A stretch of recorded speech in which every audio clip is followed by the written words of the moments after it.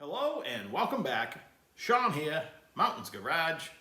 On a beautiful Tuesday, I am working on assembling a 8.2 GM 10-bolt rear end for a 68 or 9 Chevelle.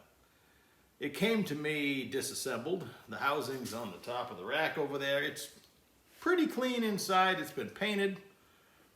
Again, not disassembled by me, but whoever disassembled it did an excellent job, it seems, by separating the correct parts left to right.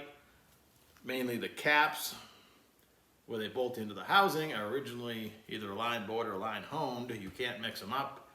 They look the same if you don't mark them on the way out, or at least separate them in bags.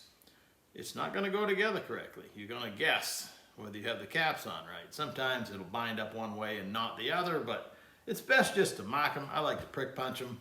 A simple 1 on 1 and a 2 and a 2. You know, 2 dots, 1 dot, 1 dot. Can't go wrong.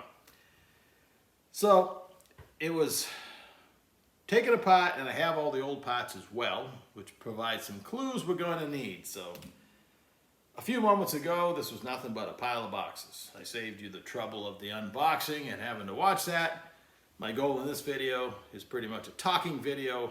I'm going to fire the knowledge at you that you might need to get from a pile of new boxed parts to ready to assemble. And the actual assembly going to be another video. So I like to take all the parts out of the box and spread them out. An 8.2 GM 10 bolt is a carrier type rear end, or a Salisbury type, where everything has to go in through the back cover. And as opposed to like a 9-inch Ford, that is a banjo type. I guess it's got its name because if you took the third member out completely, it kind of looks like a musical instrument. So you can study what type you have, but the most important thing is to get the correct parts. And the ring and pinion world is changing a little bit. A lot of ring gear manufacturers no longer give you, on the back of the pinion, a depth setting that you would measure from the center of the axle tube, which you have to determine that, down to the back side of the pinion where it's sitting in the housing. This one gives me a spec. It's pretty rare. It also gives you another control number, 102, that matches this one. The numbers vary, obviously, but when the manufacturer is making these, they make sure it's been run on a machine to attempt to get it quiet and harmonious. Whatever they do, lap it in. I'd love to see that procedure. I've only read about it. But when they're done, they mark each one with a number so you know they go together. Also important is to check, the number of teeth to the number of teeth to make sure you have the ratio you want. Just because it says it on the box, things change. So you've unboxed everything. You've dealt with the styrofoam bomb, which is how ring and pinions are packed mostly. The new ones are kind of packed in a black foam. I like that a lot better. The old-fashioned styrofoam cooler type, it's everywhere, and it's all over the bench, it's all over the floor. You gotta stop and clean up just because you're unpacking parts. Kind of a pain. So you got all your parts out, they're clean. You can pre-assemble a few things, and I have. One, you have to press the carrier bearings on, as long as you have the type of differential where the shims are, when you assemble the rear end, are outboard of the bearing, which these are. That's the whole stack. But the shims go between the race of the bearing and the housing. If you have a Dana rear end, for instance, the shims are probably under the bearing. That is a whole another world of difficulty. The secret there is to have setup bearings that are machined out so they slip off and on, so you can just keep popping them back and off and on until you get the shims correctly, and then you put the shim stack you've determined and then press the real bearing on. But this style rear end, there's nothing stopping me from putting it on. I happen to have this round thing. I don't know where it is. I can tell you it's just hard to machine. But I was able to cut it down just a little bit, with my goal being I want to push on the inner race of the bearing inside the rollers.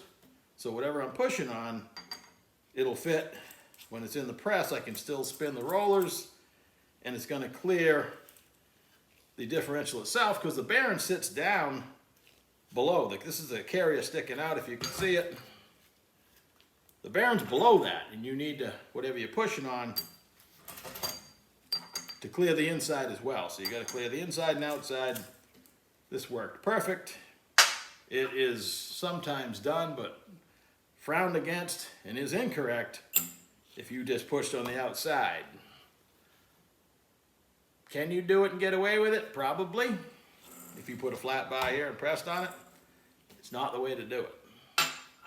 That's up to you. If you want to take a chance, it's a $20 bearing or whatever. Hey, if you wreck it, you wreck it. But long term, if you're going to do a couple of them or even just one and you care about it, find or make yourself a tool. You could actually take the old race off the other carrier or your old bearings, knock the rollers out of it, and that'll work to push on the new bearing as well. So inside your old rear end are tools, if you make them that way, to help you out. Next, I like to flip this over, set it inside my ring gear, hold the ring gear up, start a few bolts, and in a perfect world, you can always push it on all the way by hand or tap it on with a dead blow hammer without doing any damage, obviously, and get your bolts tight. Now, this is an 8.2 10 bolt. The ring gear bolts are only 3/8 of an inch fine thread. The torque spec is 50 pounds. This is a good quality grade 8 bolt, but it's only a 3/8 ring gear bolt, so you're only going to harness so much power with this thing. This is a convertible Chevelle with a fairly mild LS. I mean, some people stress their 10 bolts and they get them to live. Well, make your own choices, but you know, a 9-inch Ford, depending on what you have, is, for reference, is a 7/16 or a 1/2 inch bolt or both. Sometimes they use them, they use 20 bolts to hold the ring gear on. So 10 is normal. Sometimes they use 20. So this has 10 3/8 fine thread bolts. I was able to hold it in my giant vise that's mounted on a truck wheel, and I torqued the bolts up while the Loctite was still wet, and the carrier is ready for assembly, but you have to get the pinion sorted out first. So again, the new world of ring gears, they tell you what the factory shim is. That information didn't used to be available, at least readily available. And you have to assume when they run this ring and pinion in as a pair on a machine. I mean, all housings have a set of specs to be machined to if they're machining a new 8.2 housing, which nobody is that I'm aware of. But if they were, there's a blueprint. And then the factory said use a 30,000 shim, and that most of the time how things are manufactured should get your depth of your pinion correct, or at least a place to start. Now that's where it gets tricky. Your options now, because the inner pinion bearing is a press fit, and the shim is underneath, at least on this 8.2 GM 10 bolt, which is all GM 10 bolts and 12 bolts. The shim for the depth of the pinion is underneath. So you have a few options. Now, out of curiosity, I went ahead and popped the old bearing off the old pinion, and the manual said I'd have a 30 thousandths factory shim. I have a 30 thousandths factory shim, so I'm probably gonna reuse it. I mean, the shim isn't wore out. It's the original shim to the housing. And in a perfect world, once again, when I mock this up and run a pattern or I have a depth I can measure to, we can see which one's more accurate. Now, ultimately, when you set this to the depth they tell you, and then you put the yellow goop on it and run it, your pattern's perfect, right? Not always. You would hope it is, but. So what are you gonna do about the bearing? Well, you can take the old one, you could grind the middle out, make it a slip fit. You know, grinding a hard race in a race is not impossible. not a lot of fun, wear safety glasses, you could press on the old one. This one actually came off really easy with my clamshell bearing removal tool. This is actually the Vivo version, the cheap one I bought. The drive nut's smaller. I keep this lubed up really well, but this thing works fantastic.